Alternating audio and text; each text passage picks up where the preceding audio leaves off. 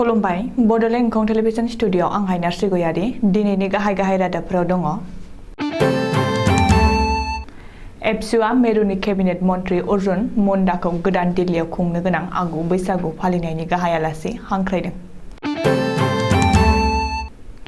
हिमन्त सोरखारा रांनि आंखाल ट्रेजारिफोरखौ बिल आजावनाङा होनना बिथोन।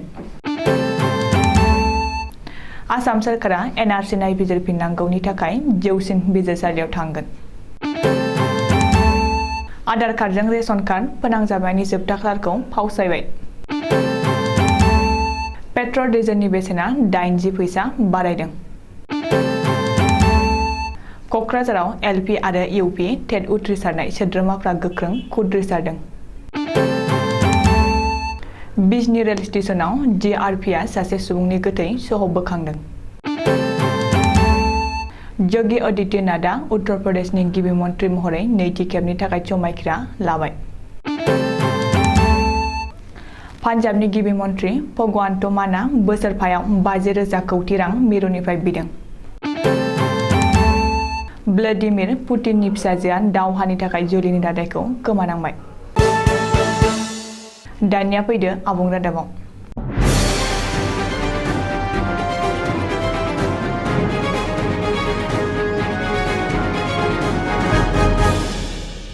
एबसुआ बर' माहारि बर'नि हारिमु आरो माहारियारि फोरबो रंजालि बैसागुखौ बुहुमनि बिखायाव सिनायथि होनाय थांखिजों फैगौ एप्रिल दाननि 10 आरो 11 खालाराव साननैनि मेहेरगोनां हाबाफारिजों हादरनि राजधानी गोदान दिल्लीनि दिल्ली हाटआव आगु रंजालि बैसागु फालिनो थाखाय लाहार फाहार खालामगासिनो दं।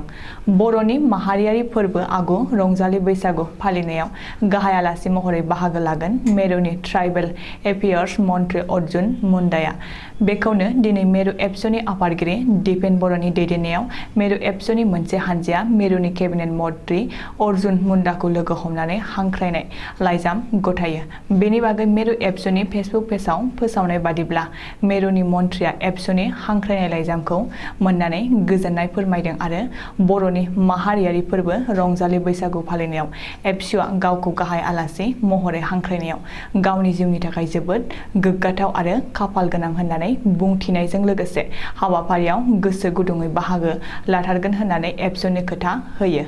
मेरुनि मन्त्री अर्जुन मुन्डाखौ हांख्रायहैनायाव मेरु एबसुनि लेङाइ आफादगिरि खोरोमदाव औवारिजों लोगोसे नर्थ इस्ट इउथ फाउन्डेसननि फाउन्डार मुस्रि रन्जन कुमार बरुवायाबो बाहागो लायो। रायजोआव गोब्राब रांनि आंखाल हिमन्त बिश्व शर्मा दैदेननाय सोरखाराव थुबिल रां गैया। रायजो सोरखारनि राङारि बिफाननि गांसे लाइजामा रायजोआव गोब्राब रांनि आंखाल जानाय थासारिखौ रोखा खालामदों। सुलुङाव फोरमायथिनाय बादिब्ला मैया बिस्तिबारखालि रायजो सोरखारनि राङारि बिफाना मोनफ्रोमबो जिल्लानि ट्रेजारियाव गांसे जर'खा लाइजाम दैथायहरदों आरो जायखिजाया बिलफोरखौनो आजावथ'नो नाङा होनना राङारि बिफाननिफ्राय ट्रेजारिफोरखौ गोख्रों बिथोन हरदों।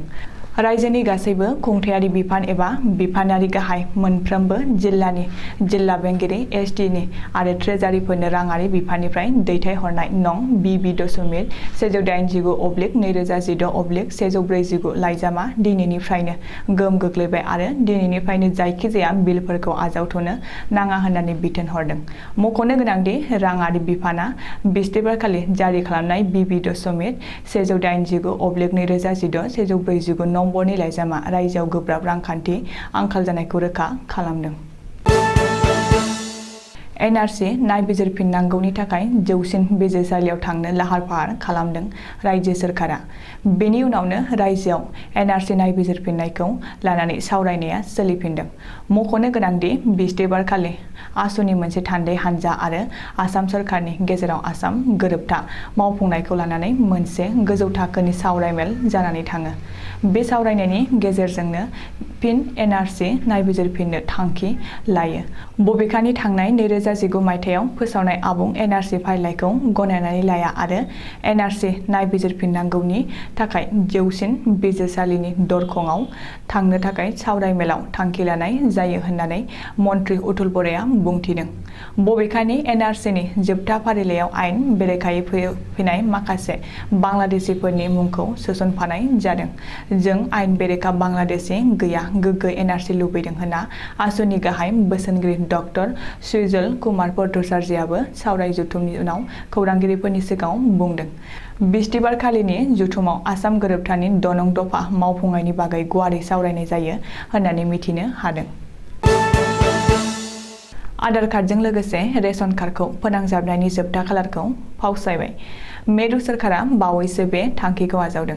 मिरु सोरखारा रेशन कार्डजों आधार कार्ड फोनांजाबनायनि जोबथा खालारखौ 30 जुनसिम फावसायबाय होननानै फोसावदों।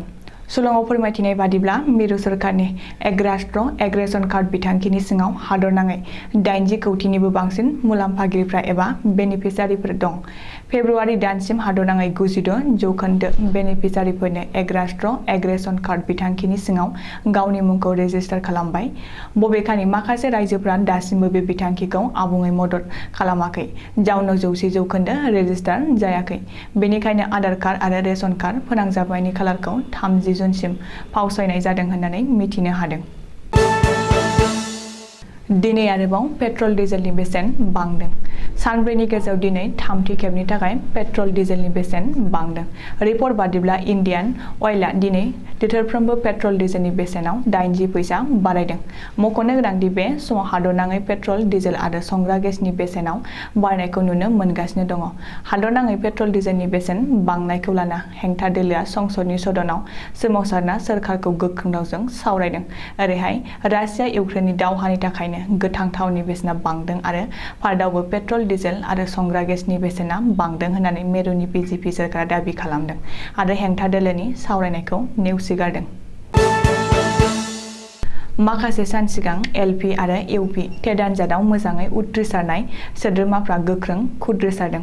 मख'जाथावदि क'क्राझार सहरनि साखाथियाव थानाय सेक्रेटारि मावखुलिनि दरखं मोखाङाव हाजार हाजार आसाम टेटआव एलपि आरो इउपि टेट आनजादाव उथ्रिसारनाय सोद्रोमाफ्रा जयै 2 घन्टा गोख्रों सोमावसारदों। आसाम टेट, एलपि आरो इउपि आनजादाव मोजाङै उथ्रिसारनाय सोद्रोमाफोरनो बिटिआर सरकारा खालि जाना थानाय लांदां मासियाव थाबैनो साख्रिनि थिसनथाइ होनांगौ होनना बिटिआरनि मावफुं सोद्रोमा प्रमद बर'खौ खावलायदों। जेरैबायदि कार्बि अट'नमास काउन्सिलआ टेट पास जानाय सोद्रोमाफोरनो साख्रिनि थिसनथाइ होदों। थैना थानाय सासे सुबुंनि गोथै सह बोखांदों जिआरपि एबा मख'जाथावदि चिरां जिल्लानि बिजनी रेल स्टेशननि साखाथियाव फुंबिलियाव जिआरपि हानजाया सासे सुबुंनि गोथै सह बोखांदों।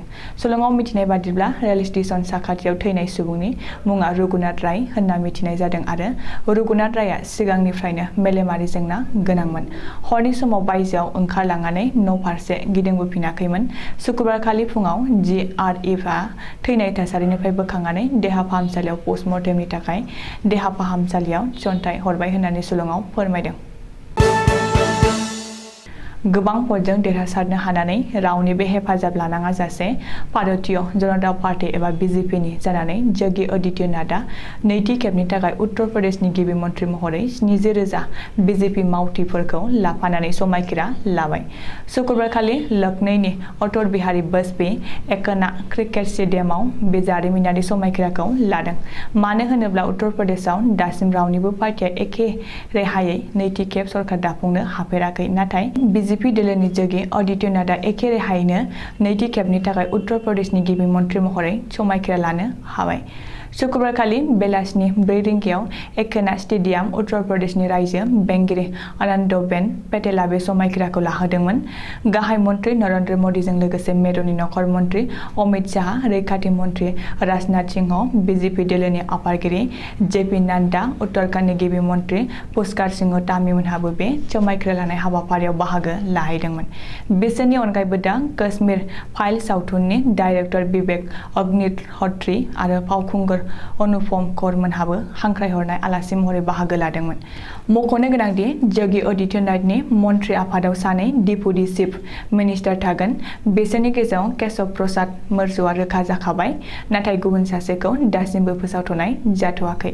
उत्तर प्रदेशनि एडिजिपि प्रशान्त कुमारआ खौरांगिरिनि सिगाङाव फोरमायदों दि बे समायखिरा लानाय हाबाफारिखौ गाहामै गाहाम जाफुंहोनो आरो रैखाथिनि थाखाय गासै 8,000 पुलिस एबा पिएसि STF आरो ATS बाहायनाय जादों।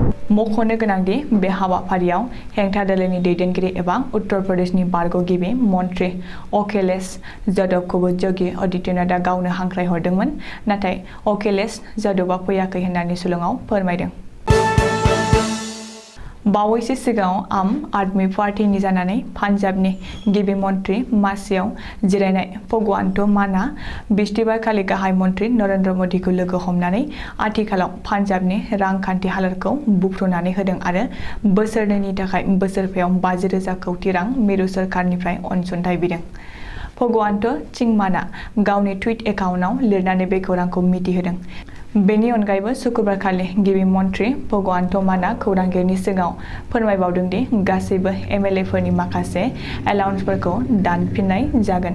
बेनि फिनजाथाय महरै आथिखालाव हेंथा दोलोआ बुंफिनदों दि आम आदमी पार्टीआ सिगाङाव बिसायख'थिनि समाव रायजो राजानो होबोनाय रादायफोरखौ सुफुंनो थाखायसो मिरु सोरखारनिफ्राय 50,000 कौटि रां स्पेशेल पेकेज महरै मिरु सोरखारनिफ्राय अनसुंथाइ बिदों। रासिया आरो इउक्रेननि गेजेराव दावहाया थाद'आब्लानो बांनायनिफ्राय बारा जालांबाय थानायखौ नुनो मोन्दों। मख'जाथावदि रासिया आरो इउक्रेननि गेजेराव दावहाया दिनैसिम 4 सप्तानिबो बारलांबाय। थेवबो दासिम बिसोरनि गेजेराव गोजोन गोरोबथायाव फैयाखै। दावहानि थाखायनो गंनैबो हादरनि गेजेराव गोबां न'-बां सिलिंखार जादों। गोबां सान्थ्रि हानजा आरो दाय गैयै सुबुंफ्रा जिउ खोमानांबाय। बेनि अनगायैबो रासिया हादरनि हादरगिरि व्लादिमिर पुतिननि देरसिन फिसाजो डक्टर मारिया परन्तसभाया बिफानि फिन इउक्रेननि सायाव गाग्लोबनो बिथोन होनाय लोगो लोगोनो बिजामादै जरिटप'सेन फालांगिरिया रासियानि हादरगिरि व्लादिमिर पुतिननि फिसाजो डक्टर मारिया परन्तसभाखौ हाबानि माखासे बोसोरनि उनाव गारनांबाय। सुलुङाव मिथिनाय बादिब्ला रासियानि हादरगिरि व्लादिमिर पुतिननि देरसिन फिसाजो डक्टर मारिया परन्तसभाया रासिया हादरनि सासे आखा-फाखा देहा फाहामगिरिमोन। दिनैनि रादाबा एसेनोसै, गोजोन्थों।